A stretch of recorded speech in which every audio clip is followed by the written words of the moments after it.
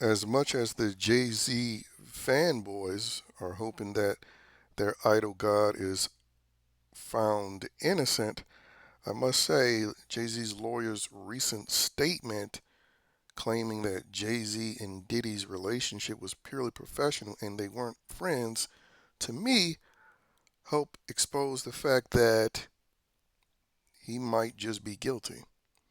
Because to me, this is a needless lie. Because I can guarantee you, 3 or 4 years before all this nonsense going on with Diddy, that Jay Z, Beyonce, people close to Jay Z and Beyonce would say that him and Diddy were friends because it wouldn't have been seen as controversial. And to me, again, you can be friends with someone that turns out to be a scumbag, and you can just essentially acknowledge that, but say I had nothing to do with that. And so, this needless lie to desperately try to separate yourself from something that can easily be seen from their years of pictures together, hanging out, smiling, those little dinners, annual dinners that they had together. All of that provides easy evidence to the fact that they were friends. I mean, CNN just a week ago did a whole story talking about the decades long friendship of Jay Z and Diddy. But now his lawyer is trying to say they aren't friends.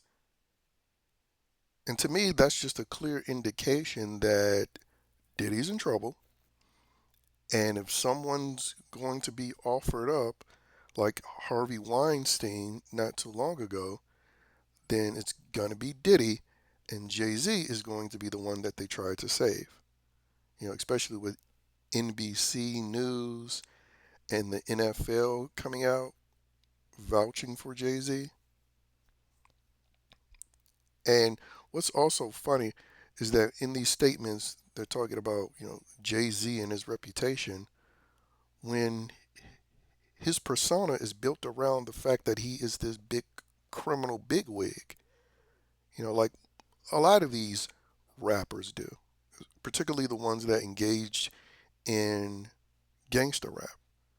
Their whole persona is built around the fact that we're supposed to believe that they're this super thug criminal that somehow manages to get away with all of their crimes while still having a successful rap career. And so that's his reputation. It's not like he was presenting himself as this squeaky, clean character. That in fact, you can't have a rap career presenting yourself that way. I mean, Rick Ross literally almost had his career ruined because they discovered that he wasn't a real gangster criminal and that he actually had a job, and a job as a CO specifically. So I always find those statements quite funny, talking about this dude's reputation. Again, his reputation is him being this thug criminal. And that's one of the main reasons why, especially when it comes to these rappers being accused, I have zero sympathy for them because they build these personas of being criminals, and so to me, that they deserve to live out that crime fantasy that they love to promote to the general public, who unfortunately tries to imitate that, specifically people of the community. And him and his wife, they're these huge feminists, especially with Beyonce. And according to feminism, well, you're supposed to believe women. You want to stay consistent with that narrative, then that's what we should be doing in this case, right? Of course not. That's why I repeatedly say these people don't stand for anything that they claim to stand for. And them making any sort of socio political stance is just them regurgitating the ideology of the mainstream industry that they are a part of, which is, communist, Marxist, socialist ideology. And so if he can fall by the very same sword that he helps sharpen, then, Jay Z and any other of these rapper Negroes, they deserve what they get. But I feel like if they allow Young Thug to get away with whatever he was accused of, Jay Z, at least for the time being, is still a useful tool, obviously. You know, and again, it's just always funny.